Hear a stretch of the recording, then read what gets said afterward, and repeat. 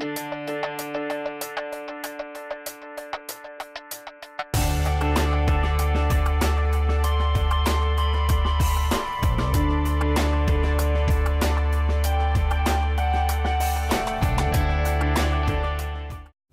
our service project, we're doing a playground. We're going to be building a playground. I'm Larisa Madison. And I'm Emily Klein. Okay, so the executive summary and the overview of our project. So basically what this paragraph says is that we're building a playground for the children in the Varkplaas community located in South Africa. And we're doing this because these children really have no form of play. When they come home from school, they're bored, they're taking on parental and adult roles that they shouldn't be dealing with as children. When they get bored, they directly relate to entertainment and misbehaving with bad influences from the older kids. And we really believe that by building a playground for these children in the community, it'll decrease their issues, including unemployment, poverty, substance abuse, and physical abuse. And that we really believe that by building this playground is going to enhance and brighten each one of these kids' lives because they can enjoy their childhood and not have to worry about the grown-up issues that they are right now. Okay, so problem identification and assessment. So what is the problem? The kids living in the community, like I said, have no form of real play. They can't just get together as a child community and like play together and kind of like an escape from reality. How do we know this is a problem? We know this is a problem obviously from Tamara Simpson. She's the founder and creator of the Tippy Toes Foundation. She informed our professor about the needs of this community, and he told us, and the Tippy Toes Foundation is pretty much its foundation where it helps communities in need and like makes the people's lives better. So why is there a need for this project?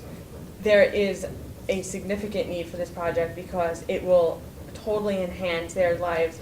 They will be able to enjoy their childhood with one another.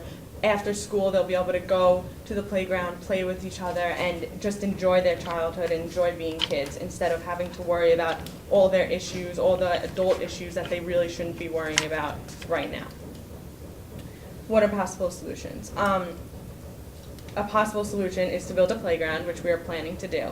But we have to take into account money and the costs and the expenses of the equipment and the supplies that go into the preparation for the playground. But Emily and I really believe that if we're totally motivated, determined, and dedicated to this playground, that no matter what, we'll be able to have a successful playground and really put 110% effort into being the best it can be. We came up with a simple, realistic structure and design for the playground. I think that they'll be appreciative and grateful for anything that they get. And when we go there and we build a playground, we see their smiling faces and their happy faces and having fun or whatever, we're gonna feel like we did the best thing for them. Our goal is to create a safe and secure playground that each kid will benefit from and really, really enjoy their childhood when they're there. So before coming up with the ideas that we created, we basically just thought of playground ideas that we as Americans were used to. But however, after talking with Tamarin and Terry Johnson, who went on a QU301 trip to Costa Rica, we realized that these ideas would be way too expensive, and these kids don't have anything, so anything we give them would really enhance their childhood. So the first idea we came up with was a tetherball game. We thought this was a relatively easy project to do because Tamarin will be providing us with tires and rope, and we'll be using both of these supplies for the tetherball game. So our goal is to create 2 of these games. We're gonna bring or possibly buy some volleyballs over there, connecting them to a rope which will be provided to us, and we'll probably be connecting that to a pole and cementing a tire down so it's safe and secure.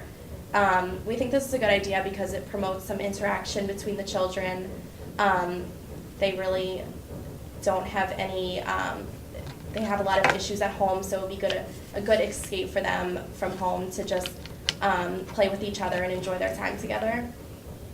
So the second idea we have is similar to an obstacle course. It's like bouncing tires.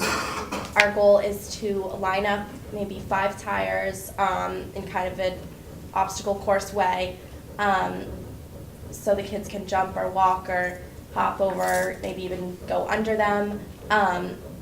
So they have a bunch of several purposes, and this I think would be really easy to make. We're provided with the tires, and we're also provided with cement, which we would cement into the ground, and we would probably be decorating these just for a playground for children. So the last big idea that we have is to provide them with a badminton game, and we thought this was a good idea because as Americans, we all, as kids, we all know this game in the United States, and we think it would be a good idea to share this game with the South African children, just sharing them a little bit of our culture. And it really has a few purposes also. Any game you can play with a net and a ball. What are the supplies we need? We tried to come up with all the supplies we're going to need. We tried to think of every detail. So for the tetherball games, we're going to have 2 of these games, hopefully. So we're going to need 2 volleyballs, which we will probably buy in South Africa. The prices are cheaper over there, and also we think it's a good idea to buy over there because we'll be benefiting their economy. We're going to get ropes there, 2 poles, 2 tires, which will be provided to us, and the cement, which also will be provided to us. For the tires, this would be a much easier project to complete. We would utilize the tires that are given to us, probably just use 5 of these and just line them up and cement them down to the ground and just decorate them with spray paint. And for the badminton game, we looked up prices in the United States for this, for a badminton set, which comes with nets, poles, rackets, and birdies, which we can also buy in South Africa because some of these supplies might get lost. We're hoping to get some extra rackets and balls, and we're just going to cement the poles down so it's secure. So the only supply that probably needs to be prepared is the cement, which will be provided to us. We're not going to be doing that, obviously. We're not experienced in that. But also the supplies, most of them will be bought over in South Africa before we arrive there, and Tamron said that the supplies will be delivered to the village. So we think this is relatively a one-time project based on some maybe weather damage, theft. It might need some updating, but obviously we'll stay in contact with Tamron until after we complete the project, if they need possible updates and how the children are enjoying the playground. So we came up with some tentative costs. Some of these were costs from the United States, and we think that this would be the most amount of money we're spending because things are obviously cheaper in South Africa. So the most we would be spending probably be about $220, which is 1,700 Rand. Who will be helping? We're lucky enough to have a bunch of community leaders in the Varkplaas community helping us, about 200 people. The QU students are doing there are other service projects, but we're hoping everyone can help us. And some of the tasks include lifting, laying cement, digging holes for supplies, and decorating the equipment. Will we be able to complete this project? We're really hopeful that we'll be able to complete it. We only have 2 days to complete it, and although we'll be settling in and everything, we do need to work both days. Past playgrounds. This playground has never been done in this community in South Africa, but from talking with Terry Johnson, she did this project in Costa Rica, which we got some of our ideas from. We talked with her. She said it was a huge success. There were no failures or anything. And these are just some pictures of the project in Costa Rica that she did with her students. As you can see, there's a tetherball. There's some of the tires, which we'll be doing. So from this experience, we are even more hopeful that ours will be successful. Okay, so the challenges. What are some challenges? Obviously, we're going to have challenges and difficulties, and 3 main challenges was money, structure, and upkeep. The money, obviously the budget, how much money should we spend, how much money should we save, structure, how many kids are in the community, what are we supplying for, how much space we have, and the upkeep, what's going to happen afterwards, like the weather conditions, aftermath, when we leave, is it going to sustain, is it going to maintain its quality? Where do we get the budget? We got the budget, we just pretty much got every cost the lowest possible it could be. We researched a lot, and we researched what is the lowest possible cost for the badminton set, the volleyballs, every aspect of the playground. Lucky for us, we conducted a fundraiser called the Bobcat Flea Market, and we raised a significant amount of money, and we think that the money we raised will be able to support the playground and give us everything we need. Measuring success. How we're going to measure the project's success or failure. We're going to know every specific detail before we go. We planned, we researched, and we're going to be preparing. And if we know exactly what we're going to do, when we're going to do it, we believe that once we get there, we're going to have a success. The project's going to just be a success. Checking on the project. After we leave, we're going to be contacting Tamron for updates, and if she needs replacements with the equipment, how's the condition, if the weather is bad, is the wood holding up, are the poles holding up, everything that goes into the project. And the conclusion, pretty much what this says is that we believe by building this playground, it will enhance the kids' lives significantly. Obviously, we're going to face challenges, we're going to face difficulties, but Emily and I believe that we're going to put 110% effort into it, and we can overcome any difficulty or challenge that we face.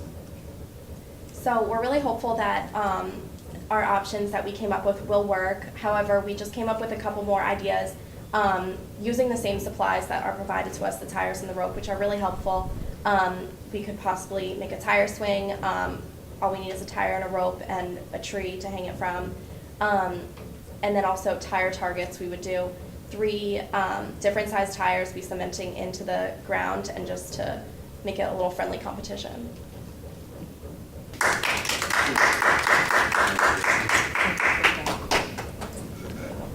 The moving art was just mesmerizing. That's my favorite part. We also had we had African music, but it wouldn't work. So. Yeah, we were going to use it. But what? I was gonna say, can you just can you just bring up on the screen just the cost of things again while you also mention your wonderful poster? Yes.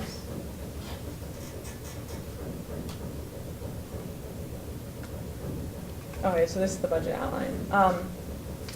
So we made a poster of the design and what we're planning to put where. So pretty much the 2 tetherball sides are going to be like that pretty much, and we have the supply list here, and the badminton set is going to kind of stay in the middle, and the obstacle course will kind of be like to the right, kind of. So the kids will have space to play or whatever, and we just put the supplies that each activity requires, and then the budget outline, how much everything costs. Nice. So questions? First question I have in terms of supplies. So one, you said you get the volleyball and the badminton in the U.S. Yeah. Do you find that there might be sort of restrictions in terms of packing that? Like how big would those packages be in order for us to transport around South Africa for a week and a half before we get to the get to the site? But also at the spray paint, can you travel with spray paint? Yeah, we're taking that into account. We think we're probably going to end up getting it in South Africa. The spray paint. Because of the restrictions with flying with aerosols and all that. So. As for the badminton set and the volleyball set, we looked up like the dimensions of it, and it should fit in our suitcase if we bring like a big enough suitcase like we were going to. And we have to put it together when we get there. So we figured that we'd bring it there. That's the only thing really that we'd bring there. One of us would put that in one of our suitcases, and then another would put the rackets and the extra balls. So like we have everything when we get there, and all we really have to worry about is the spray paint for like the decorations or whatever, and then getting the tires, getting the cement, and so we know we have everything. have you looked to see if they have the badminton or the volleyball sets there? Yeah, we looked if they have everything there. They don't have exactly like what we're looking for, kind of. They have like similar things. The most expensive it would be is $222. We figured that we would just get it here because we know that it would be good quality and it would last longer if we bring it there. And also, like I said, they don't have exactly the like it's not produced the same way as it is here. So to ensure that it will last long, we would prefer to bring it over there. And then also with the tetherball, you said you guys were going to use a volleyball as the tetherball. How are you going to attach the string to the ball without it deflating? And did you look in to see if they sell actual tetherball's and what would the cost be?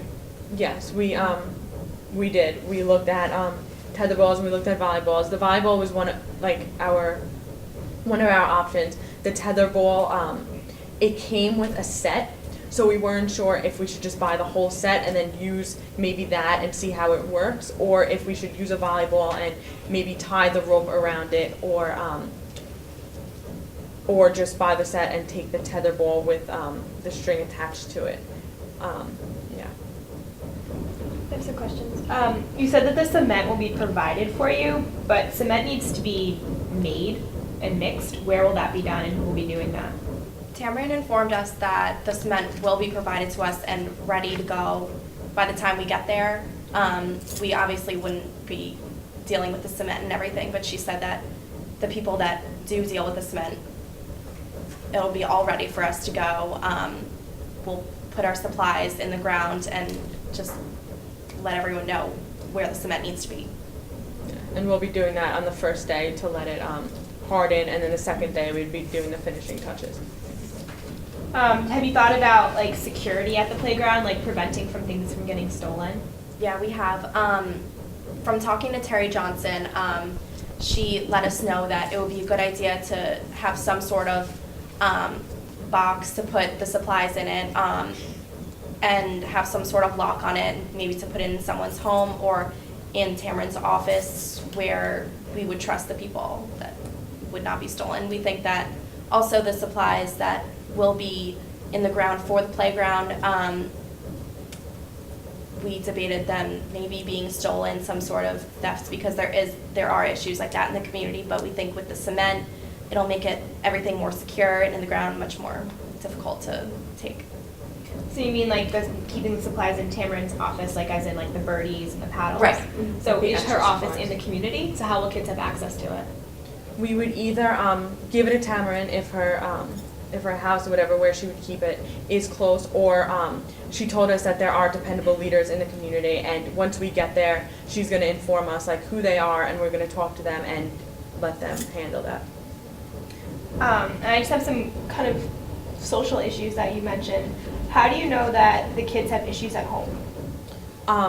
When I was emailing Tamarind, she told me, and she actually commented on one of my blogs, and she was like, why the playground will enhance their life so much, because she mentioned that they're dealing with all of these issues, and with the substance abuse, once they're bored, they're influenced by these other kids that are not doing like good things, and they're influenced by them because they have no other source of play, that they just get influenced and they do what they do. Another one, do you think, this is just a hypothetical, do you think that the playground could potentially distract them from homework? It could have them, affect their schoolwork?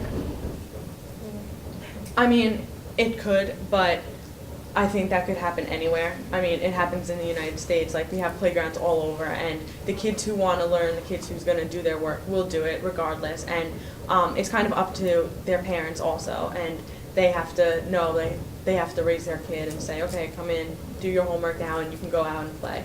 And it also will work as like a motivation factor, because if the parents say, okay, do your homework and then you can go out and play, they'll do their homework and then they'll go out and know that they're going to have friends to play.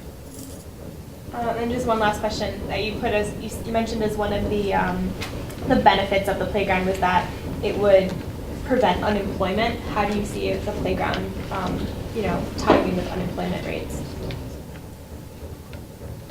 I mean, it wouldn't directly affect the kids because those who, I mean, they're really going to be playing on the playground. But I just like the issues that they're dealing with, their parents are dealing with, the unemployment. I mean, the parents, it would really help the parents out because they know that their kids are playing with their friends, getting the most out of their childhood, having fun, and then they could feel that, okay, like, maybe I could go, I don't know, like, go apply for a job or, like, go do something because I know my kid is doing this. And also, like, it kind of creates a vicious cycle if kids are playing with the right kids and not getting involved in gangs and substance abuse and all that.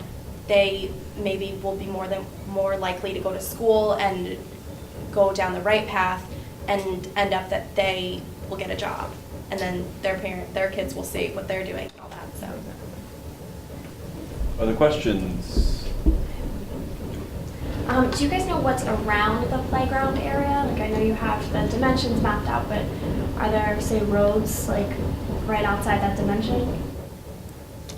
We don't know exactly what's around it, but we know that there is a wide open space, and Tamron didn't inform us if there's roads or anything, but we're assuming that there are because it's a village, and I assume that there's dirt roads because she did say that the kids walk to school and they get their sneakers all dirty, and they carry their sneakers when they're walking over cement because they don't want to ruin their one pair of shoes. So from that, we're making the assumption that there are roads there are roads around the community, and yeah. I think it's a good idea to consider kind of having a boundary. I know in the township that I lived in, the playground was like literally right next to the busiest road in the township. So like kids would get hit there all the time because they'd be running to the playground. So it's something to consider. Yeah. We'll definitely keep that in mind because we have a huge open space, and although this is just a tentative plan, we could move things around and make sure things aren't going right into the street and all that. Yeah. And then do you think if you paint the tires and paint other things, do you think it'll be more susceptible to have graffiti on it? And how do you plan on maybe confronting that? I think that if the kids are going to destroy it, kind of, they're going to no matter what. I think the spray paint will just get it more colorful, more decorative, make the kids like more excited. Like I know as a kid, like if I saw colors, I was excited, you know. So I think regardless if the spray paint's there or not, if they're gonna do that, they're gonna do it no matter what. Other questions? I just have a comment. I think that it's good that you focused on like 3 specific activities more than overwhelming with a whole bunch, because it probably might have been done maybe not as complete as focusing on 3 nice projects. So I give you kudos to that. Then I was just saying also for sustainability, probably something that's important to think about or to get involved with, I would say on your return, is that you said you talked to Tamron, right? Yeah, See how the projects are going and whatnot. But this probably can go for the whole class, but if this class is sustainable and continues to run, the involvement of volunteering your time to explain the project that you did in the past to students that are going and how you laid out that project and where it was at, so when they go, maybe they can continue, you can be a resource for them. Yeah. Sort of just a thought, but well done. Thank you. Oh, one more question. Are you going to put garbage cans anywhere? Um, We can do about like littering if kids are going to be around. We were actually thinking of that. We took it into consideration. We might put maybe like 3 garbage cans, maybe like one near the tether ball, one near the badminton, and one near the bouncing ball obstacle course. We looked up prices for those, but obviously we can't bring them there. So we are definitely going to get them in South Africa, and we were going to talk to Tamron when we get there and see what she says. Do you know where their garbage goes after it's, like, who collects it and, like, where their garbage goes? Or if anybody collects it, or how they take care of their garbage? Tamron really didn't inform us about that. We kind of assume that their garbage is taken care of some way, but like once again, we'll go there and we'll see, you know. And maybe like dependable leaders, like who we give the equipment to, we'll talk to them about the litter, like the trash, and we'll see. Very nice.